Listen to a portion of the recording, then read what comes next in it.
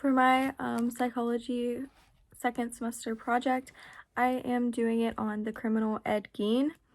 I picked Ed Gein because he is what inspired the movie Psycho, Texas Chainsaw Massacre, Silence of the Lambs, and the TV show I researched, Bates Motel.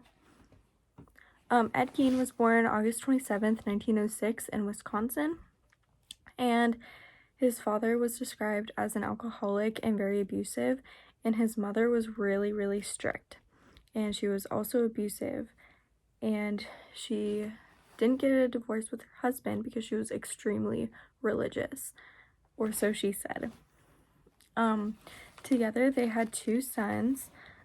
She didn't bond with the first son, Henry, so they had another child who was Ed, and she said that having boys were punishments from God because she wanted a girl. She just wanted control of her children and said that all women except her were heartless and all women just used men for sexual things. They later moved to a very isolated house in like the middle of nowhere. It was a very big farmhouse, and they were only allowed to leave, like the boys were only allowed to leave to go to school, and they weren't allowed to like make friends or have social interactions with very many people. According to a psychologist, the house was described as a breeding ground for madness because it was so isolated and they were just confined there. Like, it was so far away from any towns. The closest town had a population of only 700 people. Ed was later bullied in school for his appearance because his eye was kind of droopy and so was his mouth, so he was bullied a lot by kids. But when Ed was 14 years old, he started to just work at home and do stuff around the farm. And when him and his brother Henry were in their 30s, they took on odd jobs around the town. And a few years later, his father passed away from alcoholism.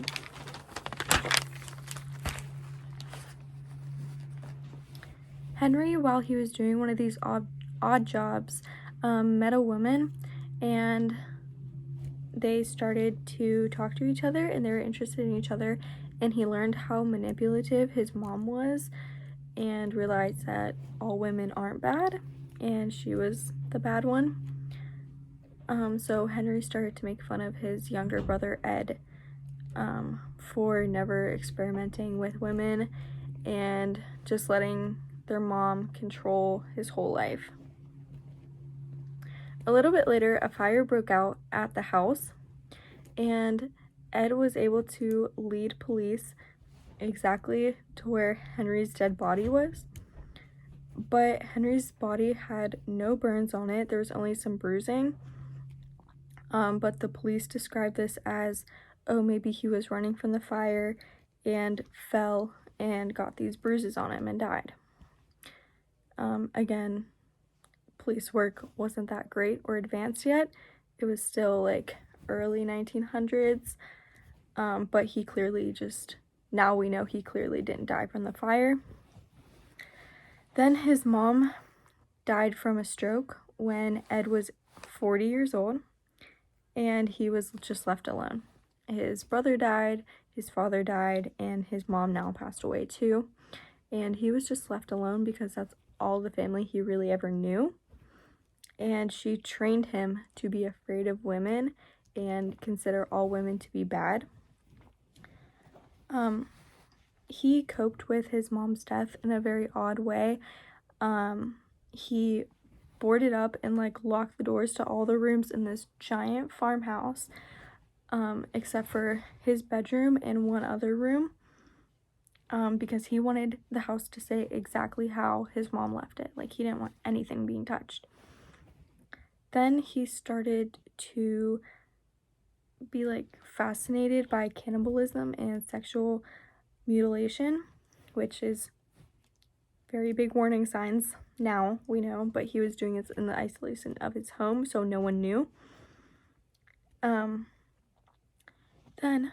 in 1957, Bernice Warden was reported missing, and she was the owner of a small shop that Ed went to, and her son said that Ed Gein was the last person to be seen in the shop with her when she went missing.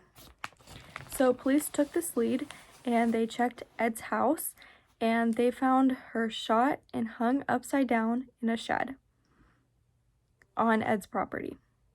Her organs were reported to be taken out and her head was missing and later found in a burlap sack.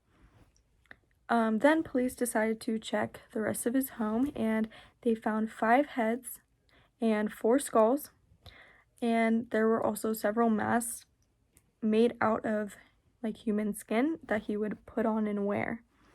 He also made lampshades, chair covers, and garbage cans out of human skin, and made bowls out of skulls, and said that he made a woman's torso so he could get in and pretend to be his mother. This is according to Ed. That's what he said, that he was pretending to be his mother. And he said that he didn't kill all the people that he got these bones and skin from. Some people he did, but others was just from robbing their graves and taking their bones. So when he was taken to trial, they ruled him to be insane and diagnosed him with schizophrenia. And he spent the rest of his life in a mental institution until he died from lung cancer in the 1980s. I personally think the story and case of Ed Gein is very sad to me because that's all he knew was his mother's manipulation. So I can't really say what could have been done to prevent it, other than his mother should have never treated her son that way and never have manipulated him to grow up to be a full adult without a functioning mind or knowing right from wrong or knowing even what was normal to have normal relationships with people. I personally can't fully blame Ed. Yes, he was the one who committed these horrible, awful, sick crimes, but that's really all he knew from his mother, because his mother was completely manipulating him into saying all women are bad, I'm the only good woman out here.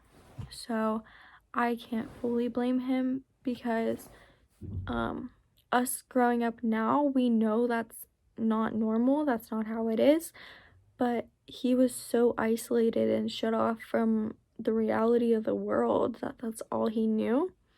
So I personally can't fully blame him for these crimes, even though he was the one who committed them. And I also don't think anything would have stopped him from doing these crimes other than his mother just raising him like a normal child from the start and not being so manipulative. And again, his brother Henry did realize once he went out into the real world and met a woman that his mother was completely manipulative, but unfortunately his mother just had Ed completely controlled and brainwashed. So I don't think there was anything that could have been done from that point on.